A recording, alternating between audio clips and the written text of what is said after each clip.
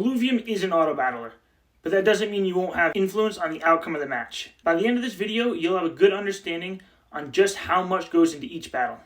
My name is Najaf, and I'm a professional ranger. Like all of you, I crash landed here in Illuvium with nothing. Join me on my journey as I capture and train illuvials as I battle my way to the top. You're watching Najaf Plays Journey Through Illuvium.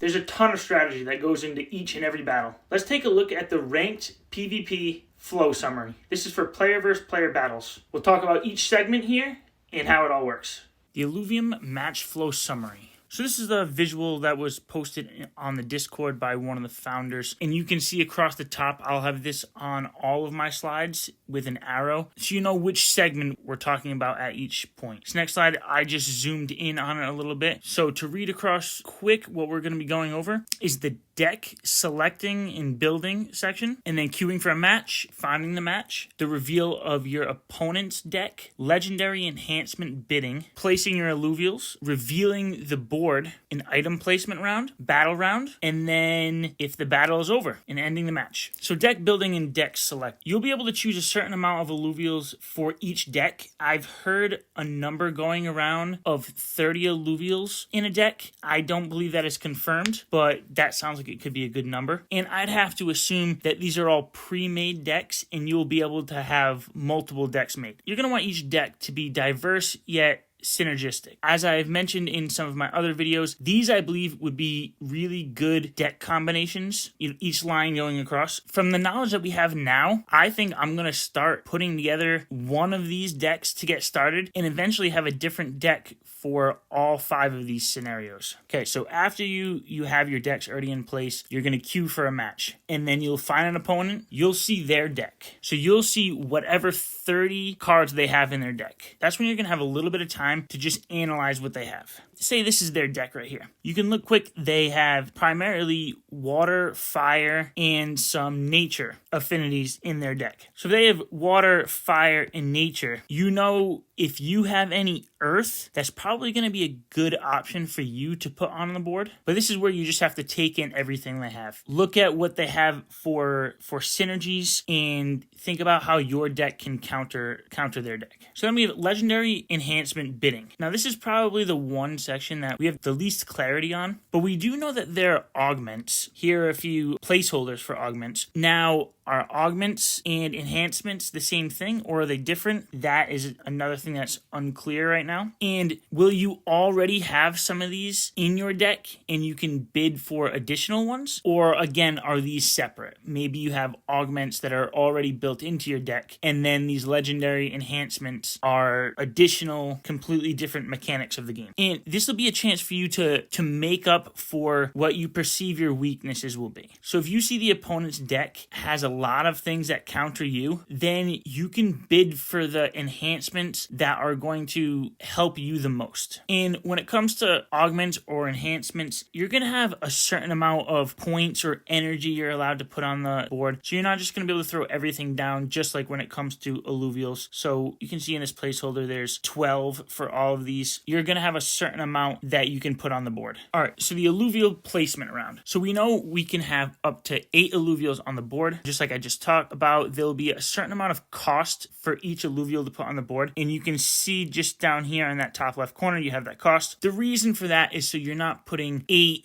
super strong stage 3 illuvials on the board. You're going to have to mix it up. You might have enough energy to put 2 or 3 stage 3 illuvials, and then you're going to be forced to do some stage 1 and stage 2 illuvials. And just like in most games, you're going to want your tankier characters up front, your ranged characters in the back. And if you understand game theory at all, that applies perfectly to an auto battler. You're going to want to put the best placement possible, regardless of what your opponent chooses. And basically what that's saying is don't make a high risk move, because then the battle can be over before you even know it, whether you're winning or losing. If you're playing poker, you don't just go all in every hand where you could win or you could lose. You play it out. And if you're making the best placement, regardless of what your opponent is going to do, then maybe you only win 55% of the time, but winning 55% of the time over lots and lots of matches will work you up the leaderboards. Clicking the like button will tell me that you want to see more content just like this one.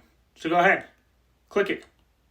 Click it. All right, so now the board reveals. So you see the illuvials that your opponent placed on the board, and it gives you another chance to just analyze what's going on there in your matchups versus what they have. Because you're going to get one more chance to either make up for some weaknesses or increase the strengths that you have. Because now you're going to get a chance to replace your augments or enhancements, one or the other. And these are a couple examples of augments that we've seen so far. And right here, you can see it'll give you plus 800% for your Omega attack and 2,000 for your attack speed. So if you're in this match right here and you have that Scoriox down there, you know its affinity in class, and let's just say it's weak to a tanky water type. Maybe you throw this augment on the Scoriox to give it a better chance to win that matchup. All right, so the battle round. This is what it's going to look like.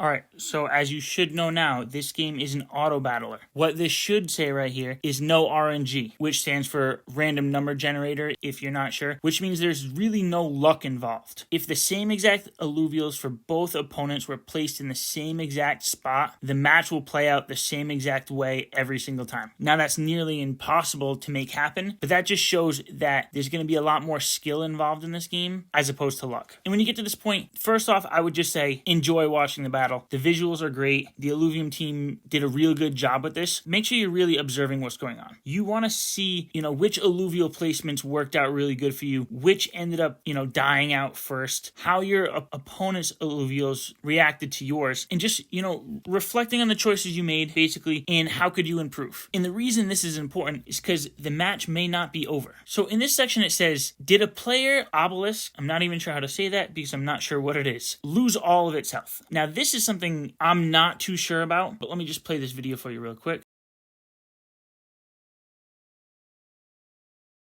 So this is something that's very unclear, and I've been trying to get clarity of this on the Discord. Let me know down below if you have the answer to this. But what I think this means, that battle may end when one person's alluvials have all died. But if the player itself didn't die, then the match isn't over. And in that case, you go back a few steps and you play another battle. So as you can see here, you might have killed off all the alluvials, but if you didn't kill that player obelisk, then what you end up doing is you go back to alluvial placement. And if you go through that same scenario again for the second time, the player obelisk didn't lose all its health, then you go all the way back to legendary enhancement bidding. And then you repeat that cycle over again. Now I get another little video here. Let me play for you. When you finally defeat the player character, that's when the match is going to end. Now, it looks like this could take between 1 and 3 rounds, or it could take even more. You might keep going through this cycle until that player obelisk loses all of its health, and then the match ends. Kieran has said that he doesn't want an earning mechanic in player versus player. He believes that the game will be fun enough that players will come to play regardless of earning potential. And while I do believe Illuvium will be a very fun game and the type of game that players would come and play without any financial compensation, I also feel that all aspects of this game will be very fun to play. And when you think about it, if you have a few different choices of a really fun game or a really fun mode within that game, and some will give you financial compensation and others won't, I think most are still going to be leaning towards the sections that do give some yield. So with that being said, I hope there is some change in Kieran's thinking and to make player versus player at least worth your time. It doesn't necessarily have to pay out any ILV or crypto. Even just leveling up alluvials or being able to win, Illuvitar accessories would make it more worth the time of playing it. But that's all I have for this video. Thank you for joining me on my journey through Illuvium.